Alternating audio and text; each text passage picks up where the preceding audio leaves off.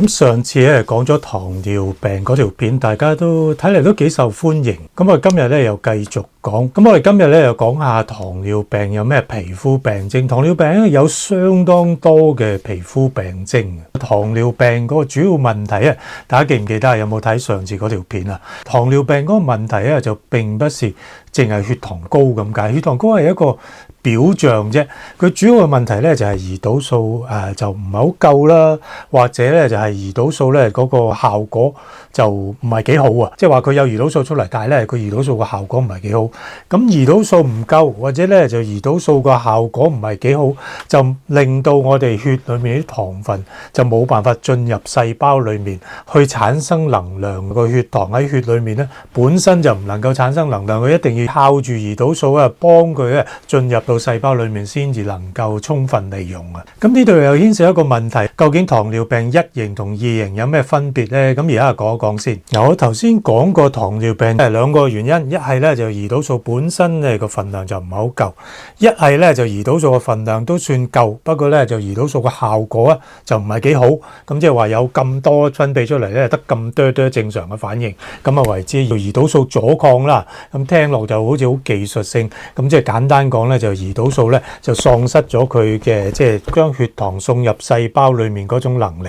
嗱，一型糖尿病大家都知啊，好多時都係啲細路仔就開始啊。咁一型糖尿病就好少糖尿前期噶啦。糖尿前期嘅話咧，就係話嗰個胰臟咧就做嘢做得好辛苦，去夾硬要逼自己咧分泌好多胰島素出嚟。因為胰島素嘅效果唔係幾好，所以佢分泌好多出嚟咧，先至有咁多效果。谷下咧，咁到咁上下咧，佢就谷到盡咁啊，就放棄啦，咁就冇胰島素啦。咁而一型糖尿病咧，主要就唔係呢個原因啊。一型糖尿病咧就話嗰個人咧個胰臟裡面咧根本就產生唔到胰島素，咁啊自然咧血糖就會爆高啦。一嚟咧就係嗰種 diabetic ketoacidosis， 即係話血糖因為太過高又入唔到個細胞裏面，產生唔到能量咧，咁個身體焗住要燃燒啲脂肪作為主要燃料，產生一個好危險嘅情況啊。咁二型咧就大部分人嗰啲啦，即係話即係成人之後啊，或者40-50歲之後，慢慢咧就胰島素嘅分泌量個量咧就少咗，同一時間咧就胰島素嘅效果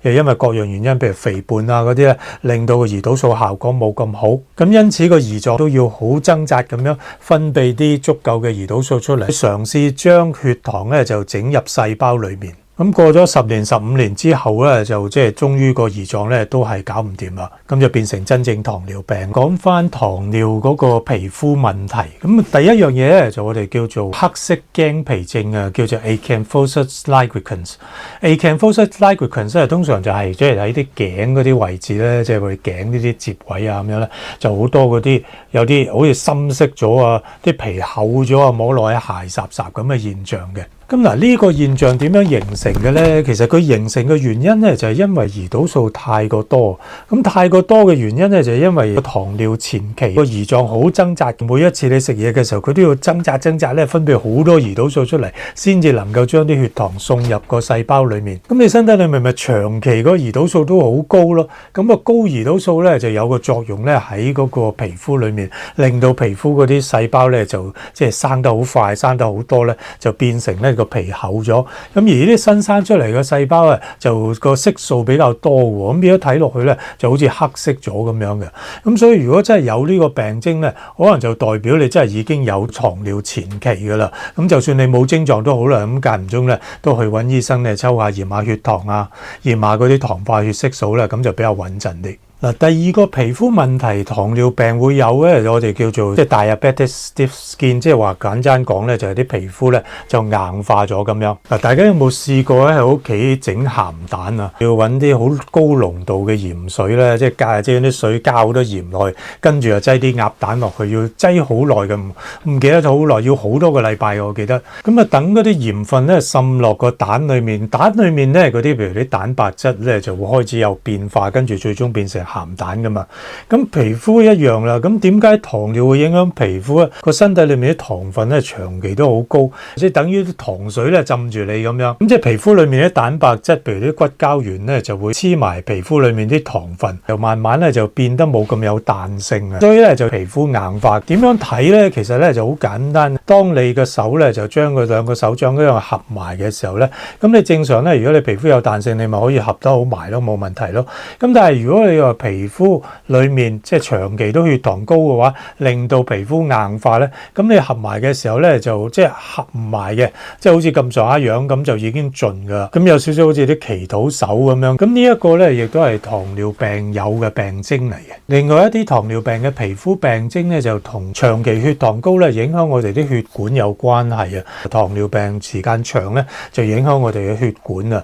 咁當然會影響我哋心血管、心臟病嘅機會大啲。你微絲血管咧都會影響到嘅喎。皮膚裏面都有微絲血管噶嘛。咁所以咧通常咧佢就會有幾樣變化。第一樣嘢咧我哋叫做徑前色斑。徑嘅意思咧就即係我哋嗰個小腿嗰個位置啊，上五寸下五寸嗰個位。糖尿病嘅人咧好興咧就有喺嗰個上五寸下五寸個位啊，有啲好似紅紅啊或者啡色咁嘅斑嘅喎。咁通常兩邊都有咁啊對稱咁樣嘅，咁都唔係話一兩個，通常都一堆嘅。形成嘅原理咧就大家都知啊，其實嗰個上五寸下五寸位，如果你有咩損傷，譬如刮損咗咧，佢好得好慢。佢本身咧就係皮包骨啊，咁啊皮包骨嘅地方，即係話皮下低冇肌肉，即係就咁包住層骨咧。通常咧個血管供應都係本身冇咁好啊。咁啊，如果你有糖尿嘅話，嗰度嗰啲皮下組織嗰啲微絲血管就通常都係有啲阻塞。咁樣咁就更加啦，咁所以咧就如果你有糖尿嘅話，嗰個地方譬如可能你有少少碰傷損傷少少咧，咁佢就好難好，咁啊微絲血管咧就供應血液唔好啊，慢慢咧就會形成咧好多呢啲咁嘅色斑。另外一樣嘢咧又係喺小腿，即係上五寸下五寸嗰啲位，特別咧糖尿病人會有嘅。咁呢種個名咧就有啲翹口啦，叫做類脂肪漸進性壞死，英文咧就叫做 Leukocytosis lipoidica。哇！咁呢啲名真係唔使理啦，大家就總之咧，大家睇咗呢個圖咧，就睇下個樣就得啦。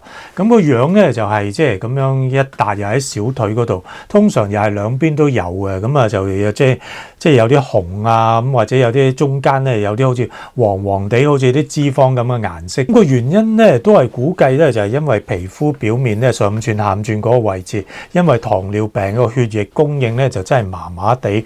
咁凡親有咩損傷啊，有咩發炎之後咧，咁就即係啲組織咧有少少壞死啊，咁就變咗形成咧就一笪咁嘅嘢。其實要講咧仲有好多嘅，咁如果大家都想知道更多嘅話咧，咁歡迎留言話俾我知。咁另外我新書咧第二版咧都賣得8899啦，咁啊第三版咧就而家喺度即係複印緊。咁啊多謝大家支持先啦。咁如果你喺香港嘅話咧，喺天地圖書誠品啦、中華書局、商務印書館、三聯書店咧都可以買到，上網亦都可以經過香港 TV Mall 買。咁外地嘅朋友咧，而家都係尷尬啲，咁其實咧就要透過香港書城網站去郵購嘅。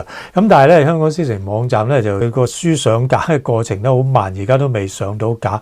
咁但係如果外地嘅網友咧，你想買嘅書嘅數量比較多咧，其實可以直接咧聯絡皇冠書店嘅。條 link 咧我就 post 咗喺下低。如果你係一個譬如教會啊，你一個華人組織啊咁樣，咁你一訂好多嘅話咧，咁就可以經過個 link 咧嚟訂購。咁另外我呢個頻道咧訂閱已經接近30萬㗎啦。咁希望大家未訂閱嘅朋友幫我撳翻個訂閱掣，撳埋個鐘仔，希望咧快啲衝破30萬大關。多謝大家，下次再見，拜拜。